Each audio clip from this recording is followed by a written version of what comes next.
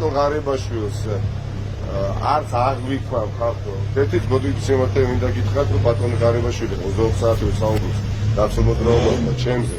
ხო აქაც ხო ჩანს რომ შვიდი ძირის შესაძლებლობა მას არ აქვს. ესე მეორე ბატონ ღარიბაშვილის ადგილზე მე მადლობას გადავუხდიდი დაცულობდროების თავმჯდომარეს. რო არა მე რო არა ის უსამართლობისადმი თავის არ დახრა დღეს პრემიერ-მინისტრი იქნებოდა ბატონი გახარია და ბატონი ღარიბაშვილი იქნებოდა ისე ვისაც იყო არ ვიცი. ამიტომ ბატონ ღარიბაშვილს მარკეთს რომ მადლობა გადამიკადოს რომ ის არის დღეს პრემიერ-მინისტრი. არა ხო არ მართლა. ამიტომ როგორ გითხრათ ეხლა სიმართლე ეს არის რაც აღნიშნა. დაჩერება სხვა მის პოლიტიკურ განცხადებებს არ აღვიქვა მან განცხადებებს იმ დაკავებას განსაკუთრებით კეთდება პოლიტიკოსის მიერ, არა პრემიერ-მინისტრის მიერ.